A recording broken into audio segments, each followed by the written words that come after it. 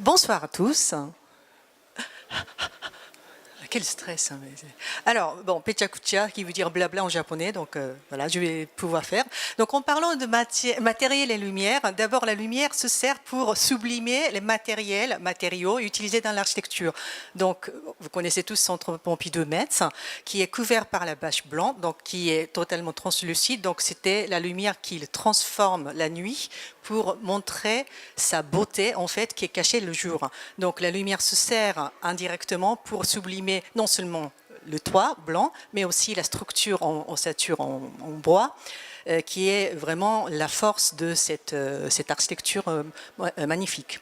Et en parlant de matière et de translucidité, ça c'est un magasin du saké à Tokyo dessiné par Kengo Kuma, où il utilisait du papier partout, donc la lumière rétro-éclairant sublime cette matière de manière translucide et le petit grain du riz qui sont incrustés dans le papier sublime aussi. Je suis désolée pour la luminosité. Bon, c'est le musée Yves Saint-Laurent de Marrakech où l'architecte a utilisé beaucoup de reliefs en briques. Donc, j'ai pas pu me passer de les sublimer avec la lumière en bicouleur, donc lumière un peu bleutée et l'autre un peu plus chaude, pour représenter le clair de lune dans la cour. Et dans le même musée, le mosaïque couvre dans la cour carrée ou que j'ai éclairé avec la lumière un peu plus froide, mais l'astuce était de ne pas trop réfléchir sur la matière réfléchissante parce que le mosaïque réfléchit beaucoup, brillant, et donc c'était l'astuce qu'il fallait incorporer bien caché dans la végétation. Et le cœur du musée évidemment c'est les collections Yves Saint-Laurent. Donc quand on a fait le test sur les matières de couture, on a vu que on a incorporé finalement la LED et halogène mélangés, parce que pour sublimer les textiles avec beaucoup de perles, etc., c'était indispensable de mélanger un petit peu de halogène plus que la LED. Au contraire, pour l'exposition de voitures japonaises, Japan Car, j'ai utilisé la lumière très plate pour aplatir non seulement les graphismes et la présentation des voitures, contrairement à ce qu'on fait dans les mondes automobiles qui utilisent gros parts, etc., et pour changer l'aspect de matériel. Et dans l'éclairage, dans la conception lumière, l'ombre est aussi un matière très important.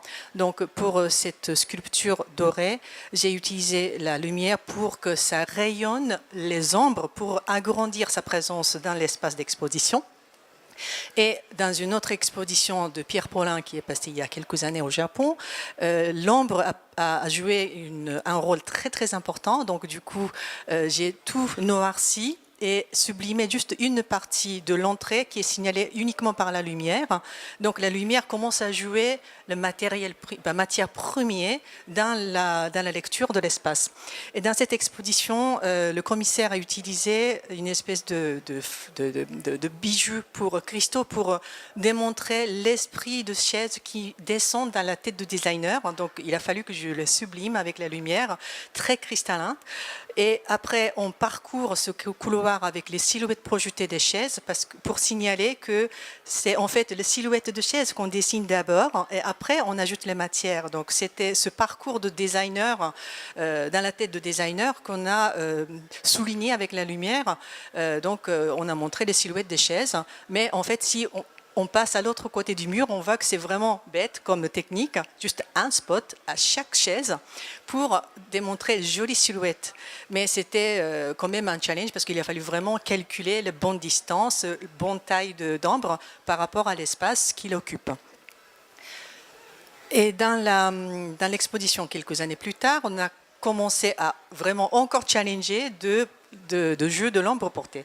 Donc on a utilisé des matériels cristaux et avec cette composition on est arrivé à dessiner et même écrire des lettres projetées en ombre comme vous voyez sur la gauche, invisibles sur le mur. Donc même avec les cristaux on arrive.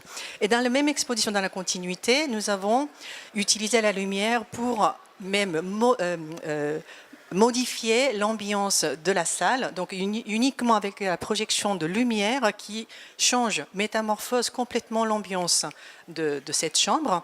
Donc vous voyez, c'est exactement la même pièce, mais avec la lumière qui change totalement l'ambiance et même la sensation qu'on ressent dans cet hôtel.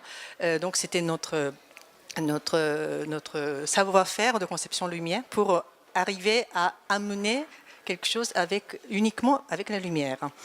Et en parlant de la projection, donc ça c'est le dernier grand événement que nous avons réalisé septembre dernier pour éclairer la Tour Eiffel dans le cadre de Japonisme 2018, qui était le grand événement pour promouvoir la culture japonaise auprès des Parisiens et des Français et des touristes qui sont là.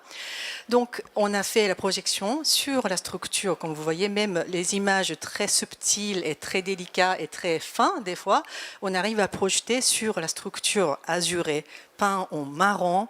Donc c'était une astuce assez compliquée, à vrai dire, techniquement, mais aussi esthétiquement, parce qu'il a fallu vraiment faire le matching de bonnes images sur la tour qui a une forme déjà particulière.